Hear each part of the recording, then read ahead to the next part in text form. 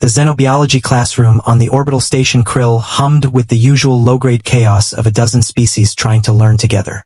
Jocks, a stocky human boy from a colony world, sat quietly in the back, his data slate displaying the chemical breakdown of a xyloin protein chain. He was used to being overlooked. Hazard, a tall and iridescent female of the powerful Zith race, certainly overlooked him. Her people were renowned for intellect and their place in the galactic hierarchy. She held court with a group of Grash and a flustered Ort. Her voice a series of melodic clicks that translated through the classroom's universal translator. "Look at this," she said, her compound eyes sweeping the room and landing on Jocks. "The humans sent us their best specimen, and he still uses a stylus. Can you imagine?" Her friends tittered. "A species that digs in the dirt and calls it agriculture. Charming pets but little else." Hazard turned back to her group, confident in her superior wit. Jocks did not look up. He continued his work, stylus scratching softly against the screen.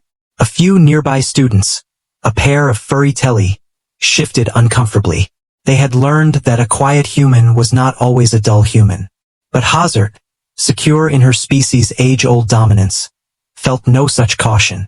Her insult was a pebble thrown into a still pond, and she expected only the satisfying plop of her ego. She had no idea of the depths beneath the surface, or the pressure about to be released. The scratching of Jocks' stylus stopped. The classroom fell into an immediate absolute silence. Costa felt a strange prickle along her carapace, a primal warning. Her sophisticated mind dismissed it. She glanced at the human boy. He was looking at her now, his strange dark, wet-looking human eyes fixed on hers. There was no anger. Not at first. There was something else, a focus so intense it made the air feel thick. His jaw tightened almost imperceptibly. Then he did something profoundly unsettling. He smiled. Not a friendly smile, but a thin, knowing expression that spoke of a history Hazard could not fathom. In that smile, she saw not the dim-witted farmer she had mocked, but the inheritor of a world forged in relentless, brutal survival. A world that had nearly destroyed itself a dozen times over. Jocks did not shout. He did not rise.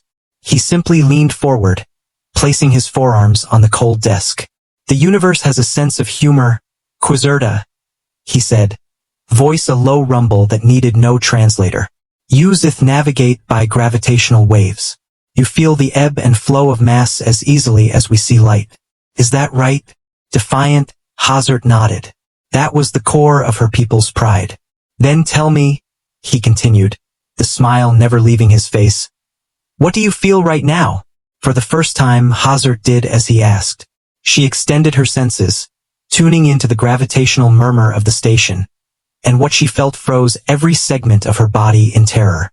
It was subtle at first, a faint discord in the station's artificial gravity field. But as she focused, it grew into a deafening roar in her mind. The gravitational signature of the boy was not that of a single puny life form. It was a vortex, a point of immense density that seemed to pull at the very fabric of the station's spacetime. It was the signature of a small star, tightly contained. She had never felt anything like it. Her knees buckled. The instinctive gravitational sense that defined her species screamed at her, demanding submission to the overwhelming mass before her. She did not understand what she was feeling, only that she was in the presence of something impossibly powerful. A tremor ran through her body, and she dropped to her knees on the cold metal floor. Her friends, the Grash and the Ort, stared in bewildered horror. "KSTA?" One hissed, antenna twitching. "What are you doing?" But Hazard could not answer. She was trapped in a tidal wave of perceived gravity, her body obeying an ancient biological imperative to kneel before a greater force. One by one, the other non-human students began to feel it too. Not the Zith's gravitational sense, but a more primal dread, a deep, instinctual recognition of a predator. The Grash, whose ancestors were prey, trembled uncontrollably. The Ortak felt a cold fear grip their hearts. Soon, every alien in the classroom was on their knees, eyes wide with a terror they could neither name nor explain. All except Jocks.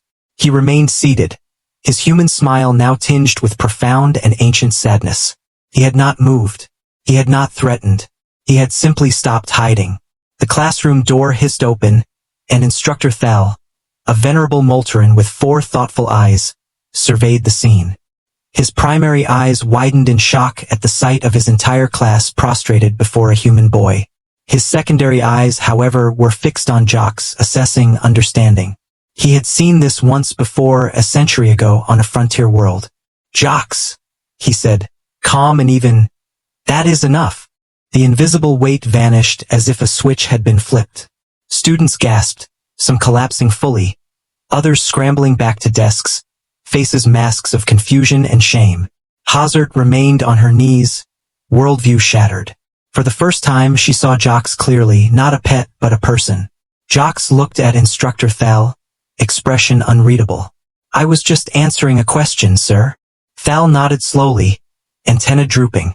Turning to the class, he said, voice resonant, "What you felt was not an attack. It was a glimpse into human history. Their world, Terra, is a death world by our standards, gravity that would crush a grash, a magnetic field scrambling Zith navigation, an atmosphere caustic to half the galaxy. To survive, they adapted. But more than that, they conquered. They learned to master their environment so completely that it became part of them. That mastery, that sheer unbending will to live and thrive against impossible odds, radiates from them. You felt the echo of 1 billion years of relentless evolution. The weight of a species that has looked into the void and refused to blink." Hazard looked at Jocks, now calmly organizing his notes.